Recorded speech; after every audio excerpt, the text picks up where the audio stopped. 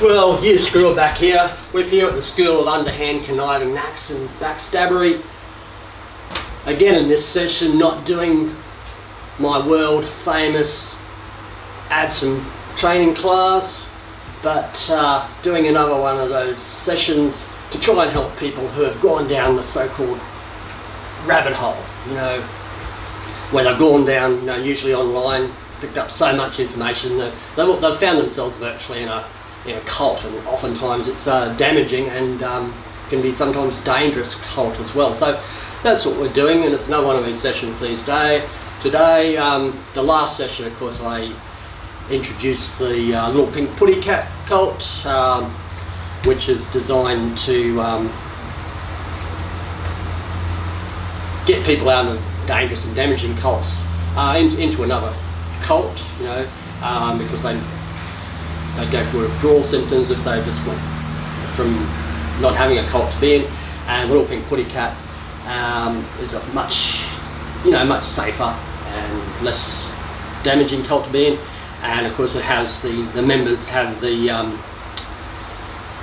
that comfort in knowing how to communicate with one another, you know, outside, being, you know, and digitally online, where they can make that human contact. And if you want to know if another cult member's around, all you've got to do is say, I thought I saw a putty cat, and if one of them's around, of course, they'll reply back, I did see a putty cat, I did.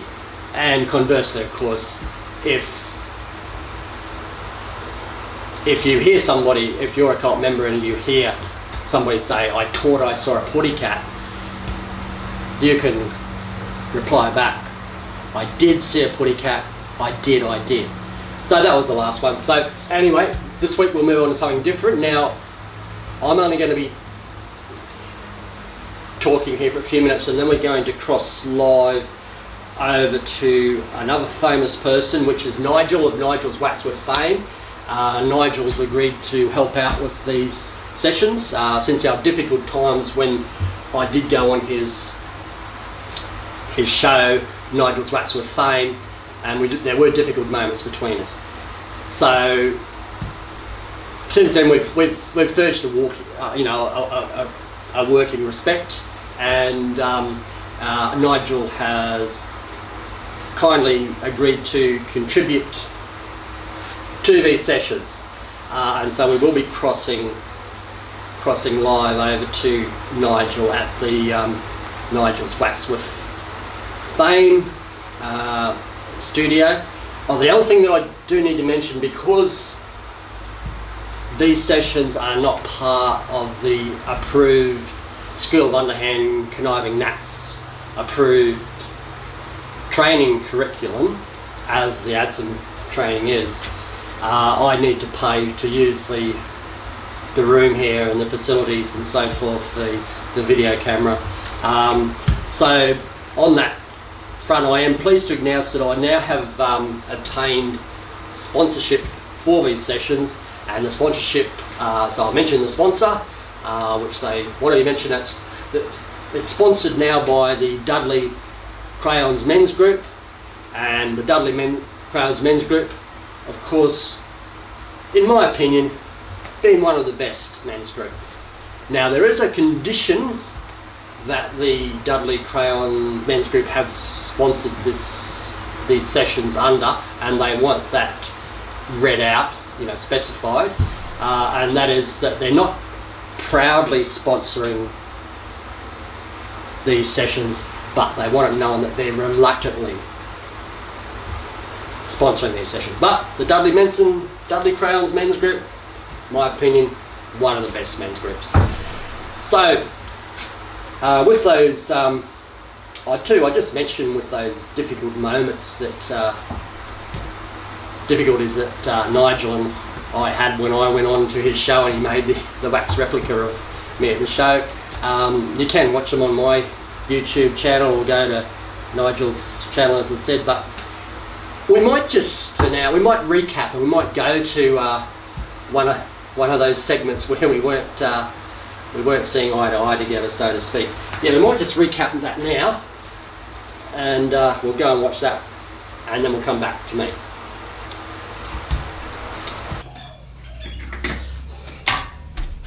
Well, I'm just about the stage where, you know, I just need to, you know, maybe half an hour to sort of finish off, you know, the finer details of your wax replica.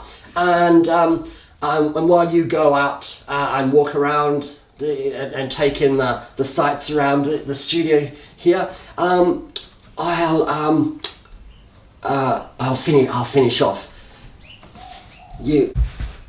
Yeah, no, Nigel, I'm not going anywhere. I have seen that on your show. I've seen it on your show where you basically say, yeah, just go for a walk around the block for half an hour and come back and I'll finish off your wax replica of yourself, you know, your life-size wax replica. Well, how do they know? How do they know that they're taking a walk around the block for half an hour or going and get a cup of coffee or something? How do they know? Because that screen there, you can't really see what you've done. How do people know that you don't just get other artists in to finish off the wax thing? They might be doing most of the work, and in fact, in that half hour, you might get several people in, and then they come back and you, oh look, I've finished this and I've done this for you, and you know, blah blah blah. Yeah, so I'm not doing it. I'm staying here. Yeah, well, okay, yeah, we can shut up and we can cut this bit out while you go and work away for half an hour. But the thing is, what we're going to do is, when you show me that finished wax dummy, right? So this is what people know that's going out. I will exclaim the words, Nigel did that all himself. So for people watching this at home, if I don't say Nigel did that all himself, you know that Nigel is a bit of a fake. That you're a bit of a fraud, Nigel, yeah. Yeah, so that's what we'll do. So, yeah, I'll just sit here and yeah, don't let me stop you from finishing off the wax replica. You're not going to go anywhere. Well, you are being quite difficult, you are being quite a screwer. That is the format of the show. Everybody else complies with it.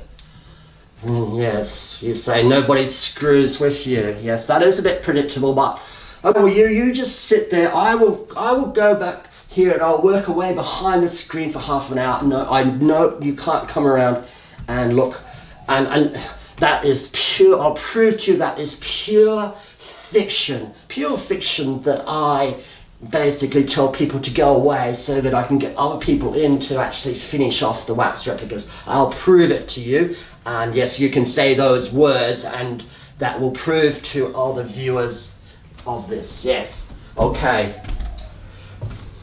Yes. Just be quiet back there, you, because I want complete, I want to work in complete silence for half an hour, because otherwise it'll take longer to get the job done. Okay. Okay, now last session, there's a few people emailed in, and especially, of course, several emails received from my long-time critic of Hugh Screwer's ADSOM training, of course, is Myron Crinklebottom, and he, numerous emails, and there's a few other people said, you know, well, why do you keep nagging us about, you know, getting your book and, you know, telling us what bookstores you can get her at and so forth. Okay, well, today, well, here is my book for those who haven't seen it before. It's called Way of the ADSOM, of course, by Hugh Screwer, which is me, and the subtitle, of course, is 30 Years of Signature Walking. So I'm not going to nag you about the book or tell you which, I'm not going to nag you about this book. I'm just going to say, look, buy the bloody book, or I'm going to jump down through your Wi-Fi channels, come out of your devices and rip your bloody arms off. Now, I probably don't have, well, I don't have, but there's probably not the technology right now for me to do that. I mean, there were some ideas and rumours out there with the 5G network that you would be able to do something like that, because of what I'm talking about is teleportation. Now, as far as I've established, I can't do that in the 5G network. So you're probably safe from me jumping out of your devices, but you never know. And then what about the 6G network? Could be then. So with this, with all this technology, you have new G networks and new devices and artificial intelligence. So it always sort of makes you wonder, about are we controlling the technology, or is the technology controlling us? Like for example, am I raising my arm now, or is there a higher power just forcing me to raise my arm? So I raise my leg, turn my head, is there a higher power doing it? Well, one group of people, and part of them was a family who always had higher powers, raising their arms and legs and turning their necks and operating their jaws, of course, was International Rescue, who were known as the Thunderbirds. Thunderbirds a go, etc. And you had, of course, there they were, the family. You had Mr. Jeff Tracy, who was the father and also head of International Rescue, and you had the here's an extra astronaut. I had 5 astronauts, which was Gordon, Alan, Virgil, John and Scott. And you had, of course, giving them technical help was Brains. He was a scientist and engineer, and he also had his assistant Tintin. Also you had, usually she was operating in England, but you had the English aristocrat Miss Penelope. It was Miss Penelope Creighton Wood, and she was a spy. And of course she carried out espionage activities and counter-espionage activities to protect the secrecy and the operations of International Rescue. But you had all this happening. You had the 5. Actually, that's the thing. We might actually have a look. We might actually have a look through the scope to see if we can see any of the airborne International Rescue Thunderbirds flying about. Just have a look through the scope. But of course, Mr. Tracy, it had to, just turn that cap that way, and so I can look through this better. Mr. Tracy, Jeff Tracy, of course, he anchored it all. He was, the top dog, the head man, the big cheese, the Alphonse, the Kilciani, the Supremo, the numero uno, the kingpin. Of course, he was all of those things, Mr. Tracy. I can't see anything like flying about at the moment, which is probably a good thing, because International, if they got nobody to rescue, it just means nobody needs rescuing. So that is a good thing. Now the thing is, what we'll do now is we'll cross over to Nigel at Nigel's Wax with Fame, and he'll take over the rest of the session, and then he'll cross back to me later just to finish off. So take it away, Nigel. Hello, Nigel here from Nigel's Wax with Fame. Back with you. It's been a while since I've made the last wax replica of a famous person which I made, which was indeed none less than Mr. Hugh Screwer, the world's most renowned trainer of ADSOMs.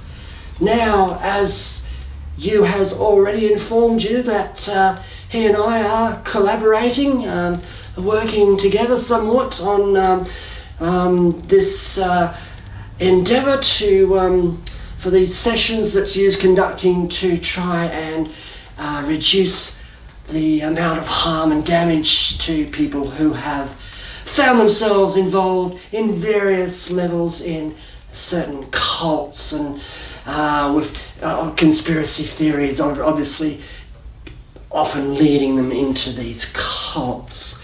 Now, Hugh has already alluded and shown you one of the difficult moments when we did get together and had difficulties when we were on my Nigel's Wax with Fame show. Now we might just recap and show you another one of those. Yes, I think we can forget about the but let's go now, and we'll just watch another one of those difficult times when you came on the show for me to make the wax replica of him. Okay, see you soon.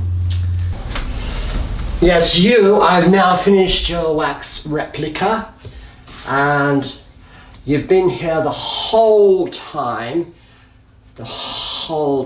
so I don't think that we need for you to say that it was all his work. It was all my work. I've slaved away for the last half hour working on your wax replica. Thanks for being quiet, because I really needed to pay attention to get those finer details done, especially around your nose. Have to get your crooked nose right, and your beady eyes, and the bags under your eyes as well. So anyway, it's all my own work on Nigel's Wax of Fame. Thank you for watching. What do you think? I'll bring out your wax replica from behind the screen. I will ask you to just bear me the courtesy of closing your eyes while I bring it out. No, you stay where you are. It's not heavy, remember they're wax, so I'll bring it out. I'll bring it out myself, and then you can assess it. But I hope it's done justice to the iconic Hugh Screwer. So just stay there, and close your eyes, and I'll bring out your wax replica. Okay, let's have a look. Well, you've put me, it bears some resemblance to me, of course. It's the right size and everything. Got my body size, body shape right. Head's about right, but why have you got me wearing a suit? Why can you just did me in, say, these clothes or a pair of shorts or something? And you could have put me. Why couldn't I be stepping out into one of my signature walk strides or a stance, a signature stance or something like that. And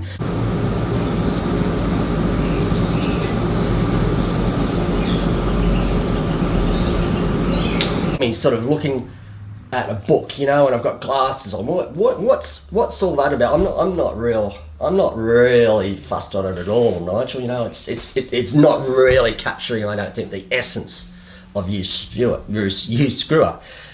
which I thought, well, that's what you're trying to do. That's what you rave on with all the other people that I've watched. Is and they go, you've captured my essence. Captured that and that. I don't think you've really captured me there, Nigel. That's the thing. Oh yeah. Yeah, I understand. Yeah, it is my book. It is my book, and I do thank you for plugging my book and letting me have a little bit of a plug of my book on your show. But it's not really what I was.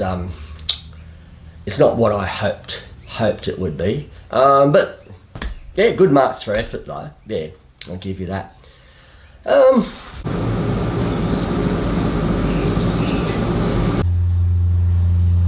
Yes, well, there it was, a bit of a standoff between you and I, but as you said, we've now sort of formed that a working, respectful relationship, which we can get on and productively do work on projects together. Now, speaking of Mr. Hugh Screwer, when he asked me to come on and do this and try and work out about some things how to try and, if not get people out of cults, so somehow we can avoid the damage, and he's already sort of formed another cult with the idea of getting people into them, and he's asked me if I can come up with an idea with cults. But just before that, I just borrowed something from Hugh Screwer's training room at the School of Underhand Conniving Knacks and Backstabbery, and of course it is the famous Kilson kick-down kiss-up pyramid, of course, which Hugh is very famously for working with his ADSOM training. And it just occurred to me that you could actually overlay a Kilson kick-down kiss-up pyramid on a cult. And with Hugh's pyramid of here, of course, the people who are getting the biggest kick downs, of course, are the ones at the bottom, and the people getting the biggest kiss ups are the ones at the top. It's much like a cult where the people at the top here, they're the ones who are getting the benefit, and the people down here are getting the worst of it. You think of some of those well-documented cults, based on some religious belief where the person at the top seems infallible, and the people at the bottom, that they're working away, sometimes hard physical labour in fields and that, subjected to sometimes what amounts to sexual slavery and even this sexual child. It's terrible, and a lot of it's based, on the infallibility of the people up the top, and they always, it's a very much you see it now with these other conspiracy theories and cults. If you say have a doomsday cult, and the leader of the cult says, on such and such a date, that's when we'll all watch the world end, sort of thing. And of course, it doesn't end on that day, and then they just come up with another thing. I just when I read the prophecies according to, I don't know, Nostradamus or something, and I based it on, I thought I read 1996, but in effect it was actually 2026, and they just keep moving the pulse. And you see that now with these conspiracy theories, something doesn't come true in these conspiracy theories, and they go that's because of this and this and that, so they just keep on moving. It's very much like that, and I mean, obviously the cult, the worship of Donald Trump, that is cultism, of course, and you have a whole heap of, and again, this is very good because the people at the top, like you have, say, Trump, Rupert Murdoch, of course, is the person who put him there, so he's probably the real cult leader, but Donald Trump would argue, no, it's him, without him he couldn't. But anyway, I think without Rupert Murdoch's, without his backing on his news channels, that Donald Trump never would have been put in the position of power as president in the first place. But anyway, you have say Trump and Murdoch at the top. Then you have the highly paid broadcasters, like some of the after darkers at Fox News, after darkers at Sky News, Sunday morning Sky News, and of course they're all sort of getting benefits at the top. So you can almost sort of have players at the top, players around the top area of these places, and then at the bottom everybody else is getting played. A lot of those people who were encouraged by Trump to storm the Capitol on the 6th of January, and I mean, they committed crimes, and some of them are incarcerated because of that, and nothing's happened to these people who egged them on, of course, and also it's not just the news media people, it's a super group of influencers who are putting out misinformation on social media platforms, but monetizing those platforms because their sites are becoming so popular. So it's somewhere, it's going to, for each cult it'll be different, but you'll always have a group you might regard as players. They're the ones who are getting the benefit out, and then the people getting played. It can vary, of course. Not every cult's involved in sexual abuse of women and children and so forth, but from my point of view, it would have been enough for me to be being played to not want to be in a cult, if you know what I mean. If I'm being played, I want to be. A lot of these influencers, some of them might actually believe in what they're sprouting, but a lot, they know it's not true. They sprout it anyway because it makes them money. That's how it works.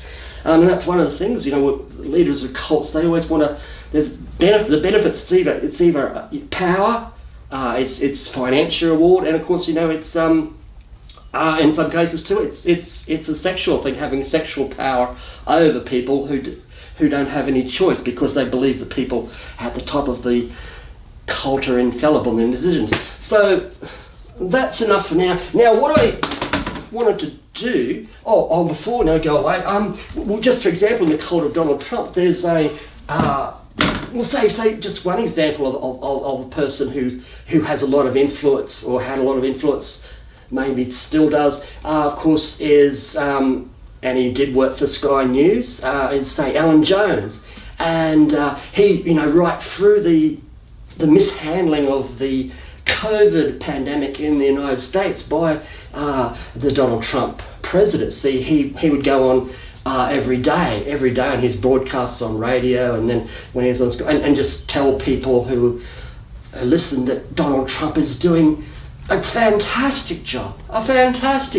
So anyway, what I've just got you for now, we're just going to have a look at some of the very best work of Alan Jones. And we'll just have a look at that, and then we'll come back, right? Love changes everything, hands and faces, earth and sky. Love changes everything, how you live and how you die. Love can make the world go round, make a day seem like a lifetime. Yes, love changes everything. Now I tremble at your name. Nothing in the world will ever be the same.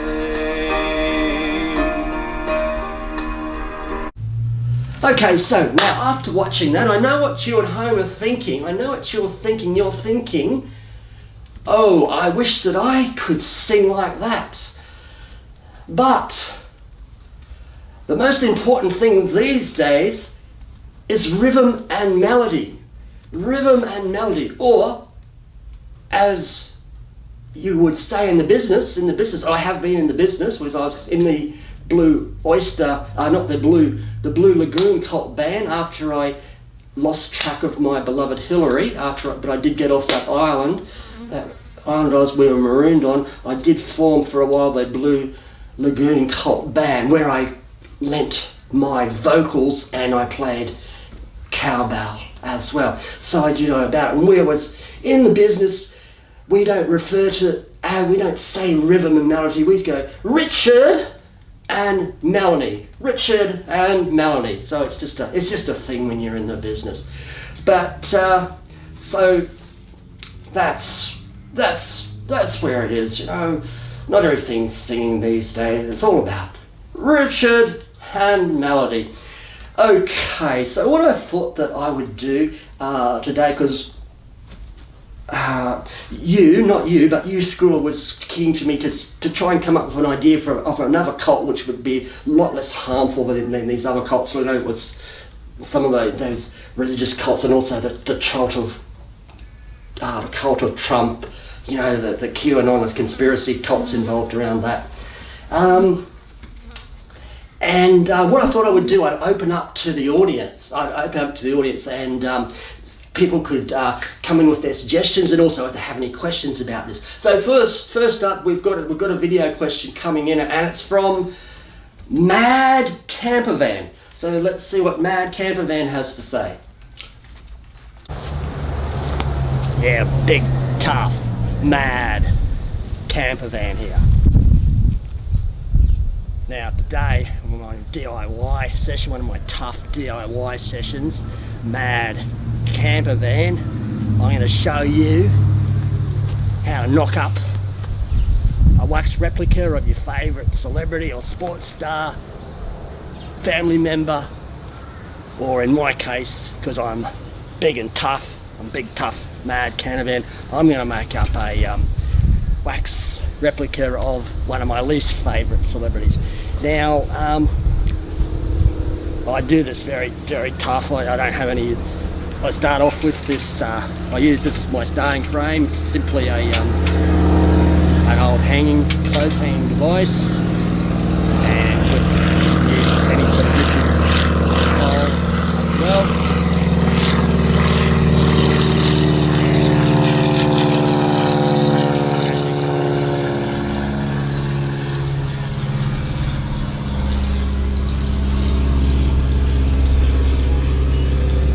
As you can see, I'm big, tough, mad campervan. camper van. I've got blue denim, high vis in my veins, and all that plain noise. As you say, I'm always close to, working areas and all stuff like that. Always plenty of tools, more tools in the plane sheds. Anyway, it should only take you 25 to 30 minutes to knock up a full-size wax replica of your favourite celebrity or family member, etc. So, as I say, none of that namby-pamby stuff that Nigel goes on with his Wax with Fame, where he's bloody hiding his work behind his little screen there, and then he's coming out in his little shorts, and he's only got one little hand spatula in his hand, and he's going back behind us.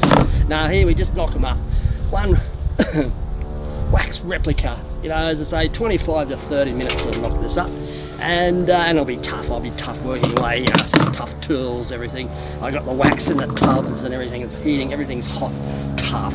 Yeah. So let's get to it. Well, I don't think we're going to look at that because for a number of reasons, not the least of being he should wash that shirt. And I mean, there's no way I'm going to stand here and try and put myself out of a living kind of thing. So, no. So our next question, it's on video and it comes from John. It comes from John, and John's in Los Angeles. So let's see what John has to say.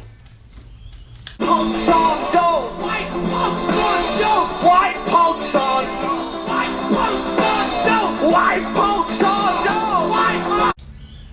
Well, I'm going to take that as a comment and not a question, and we're going to move on. And look, we're not having a great deal of success with the video questions today. So what I'm going to do, well, so I'll fall back on one of the, I printed off one of the emailed in suggestions that came in just before the show. And it came in, of course, as he is a long-term critic, of course, of the Hugh Screwer's ADSOM training, but he is very regular and reliable in communicating with the show. And it's from Myron Crinklebottom. And Myron writes in and says, "Dear you and Nigel," he is very polite, I'll give you that, Myron. And look, I was thinking, when you're thinking about cults, he says they always need a good conspiracy theory to basically get them going. And he said I was thinking with the wax replicas that Nigel's made of famous people. He said, what about with, say, if the COVID vaccine was to be administered into the wax replicas, what about if the wax replicas came to life? Well, he's got a very interesting one there, Myron, and it is a good conspiracy theory to run with, because it's very difficult to prove otherwise, because, what time lag do you have on whether the wax replicas come to life? Like an example, there's that conspiracy theory that, say, with some of the COVID injections, if once you're injected, that people will die in 2 years. Well, some people will die in 2 years. They were going to die either in accidents or because other things, in 2 years. And if you're spreading that conspiracy theory, and there's a lot of there's people who didn't die old, yeah, but it'll probably be 2 years and a couple of months. You just wait, really, it's 2 to 4 years. You just keep doing it. So again, it's brilliant with the wax replicas. If they get injected with the vaccines and they don't come to life right away, but they could come to life at any time. So I kind of like that one, Myron. It's very constructive and commendable for the long-term critic. Yes. Well, the thing is, the only thing I'm thinking about with I've still got the wax replica here of Hugh Screwer. I haven't taken it to my secure lockup as yet because you. Anyway, we'll go into that. You and I were disagreeing about something again, sort of thing, and he wanted to make alterations to the wax replica. Blah blah blah. Now, when I'm thinking of what Myron suggested, now this is the problem that I have with it. Well, say for example, I've got the wax replica I made a few years ago of the very good, well, a great Australian actor, Ben Mendelsohn. The thing is, Myron, and everybody, if that wax replica of Ben Mendelsohn was inoculated and did come to life, that wax replica these days, I mean, in the old days it would have been different, but these days that wax replica of Ben Mendelsohn could only be very, very bad, very ruthless, tough and bad. It couldn't be anything else. The other problem I've got, Myron, is for no particular reason, it was just the way that I packed them.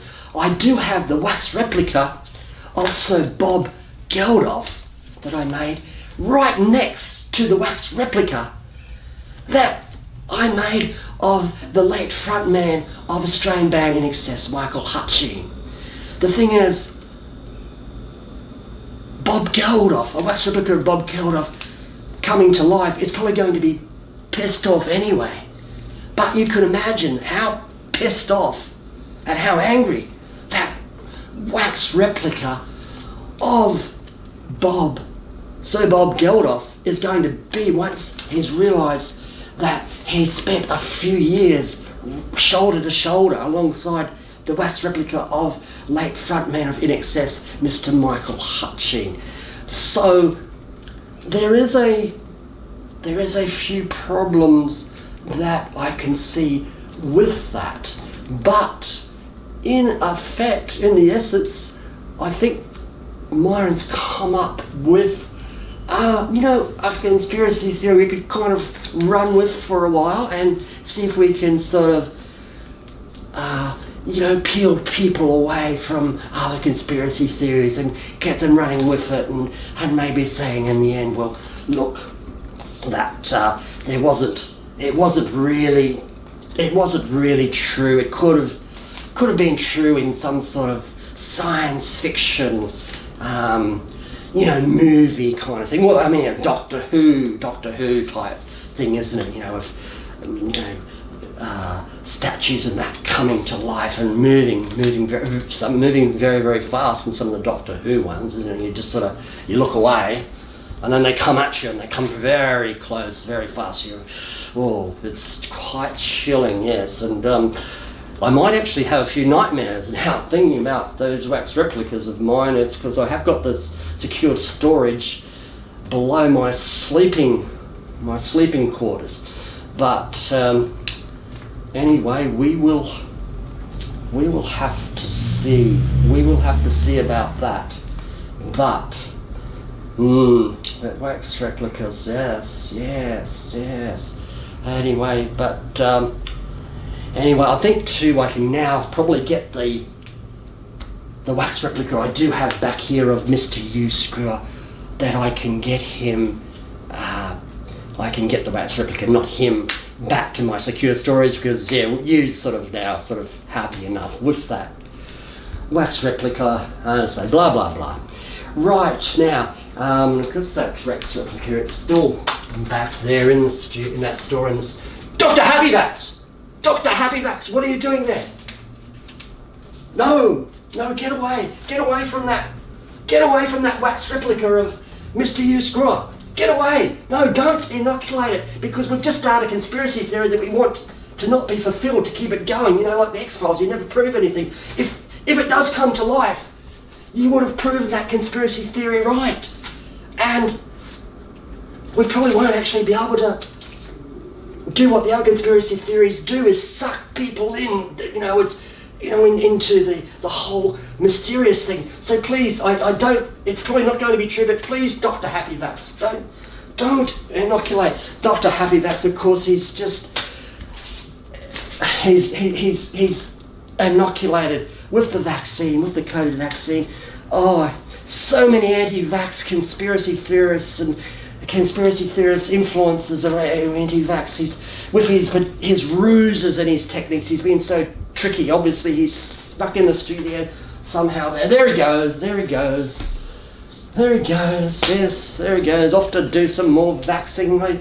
I mean, a good cause, but now I've got the problem of I'm going to be worried. I'm going to be worried all night whether that wax replica I have of Hugh Screwer is going to come to life. I'm not going to take it back to my sleeping quarters tonight. I can tell you that. So anyway, that's enough for me. I am getting a message through though from you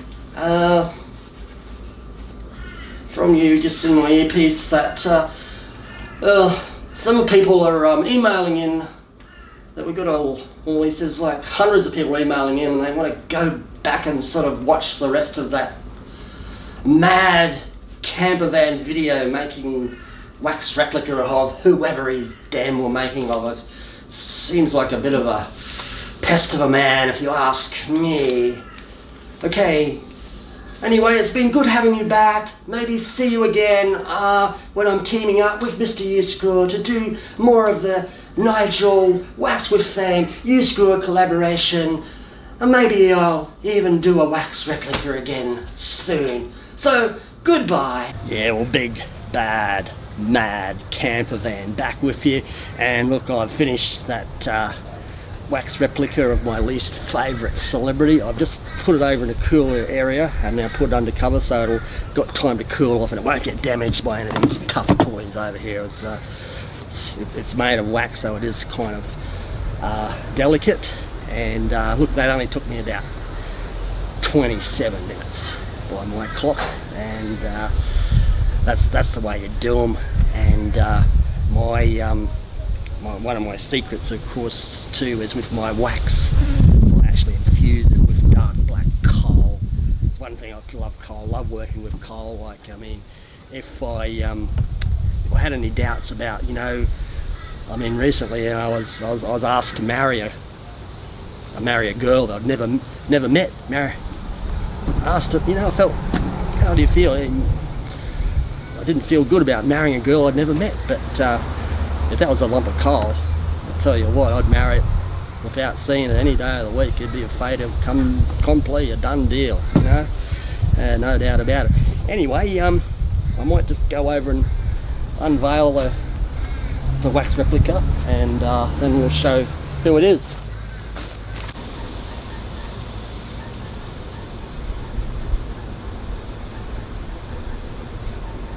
And of course, as you can see who it is, of course it's Nigel. Nigel's from Nigel's Wax with Fame. Done a pretty good job of him. I've put him with a mask and swimming mask and snorkel.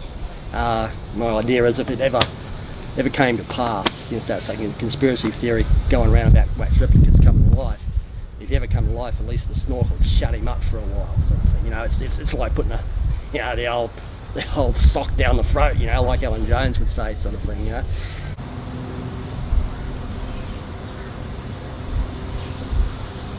And look, I've never liked Nigel. He's bloody marooned as a child on that deserted isle in the South Pacific, probably somewhere close to where International Rescue had their headquarters. But anyway, that's another story. But Nigel's, I've never liked Nigel. He's he's there in that sitting beside that blue lagoon on that deserted island, in the mornings, sipping his lattes, bloody swimming half naked during the day in that blue lagoon. Come evening, he's there sipping his Chardonnay, bloody, and then night time smoking ganja and reading communist manifestos all the while, bludging off bloody government handouts and bloody just a damn layabout on that island. I've never liked Nigel, and I do like. I mean, it is a very complete, as you can see, wax replica of him, plus with the snorkel in the mouth.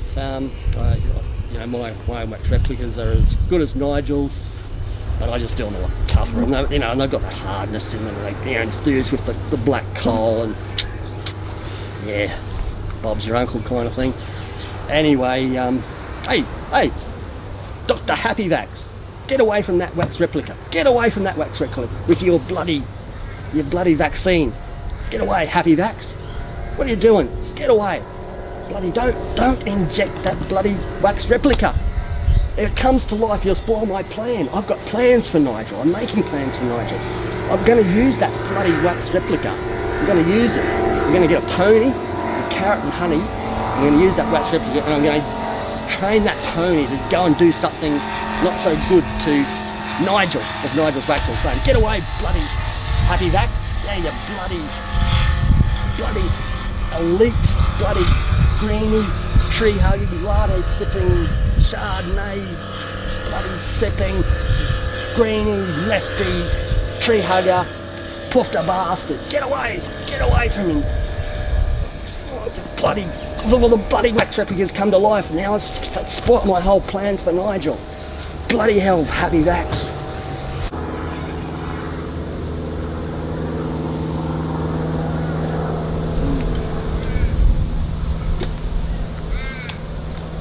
So, Mr. Mad Campervan, we meet at last. Let's see if we can test out the self-proclaimed toughness of yours, sir. I hear you've been making unwelcome advances to my beloved Hillary, which gets my gander up, man, I can tell you. Never mind all this silliness about being asked to marry a girl that you've never met. Choose, you've got plenty of weapons to choose from there, Mr. Campervan. Choose yours. I'll choose mine.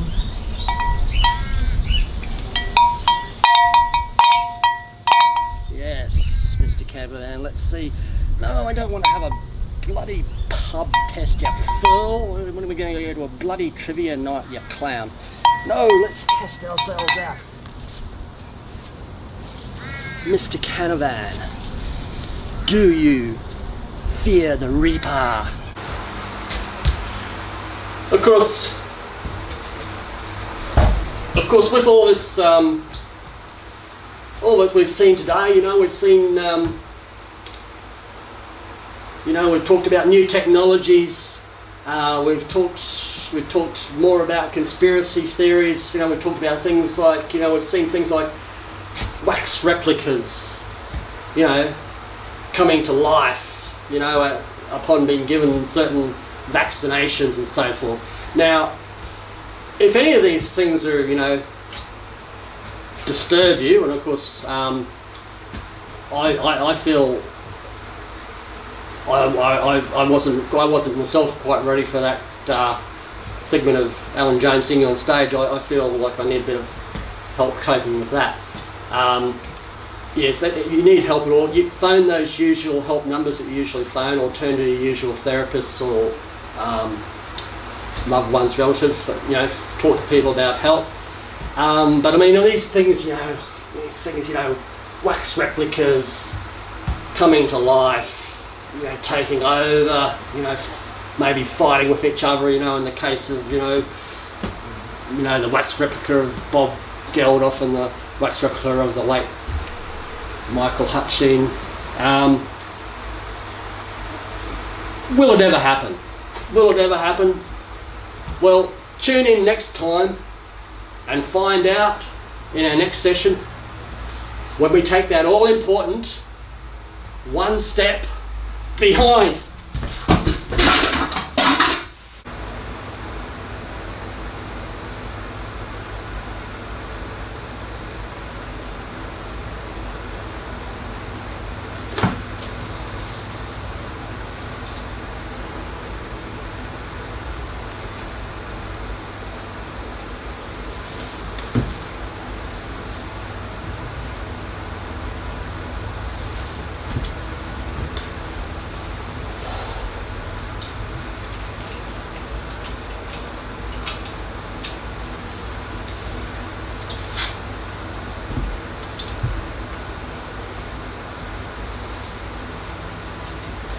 What do you all know about death?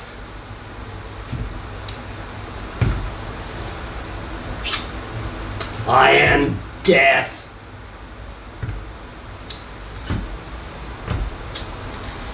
I shit on you all.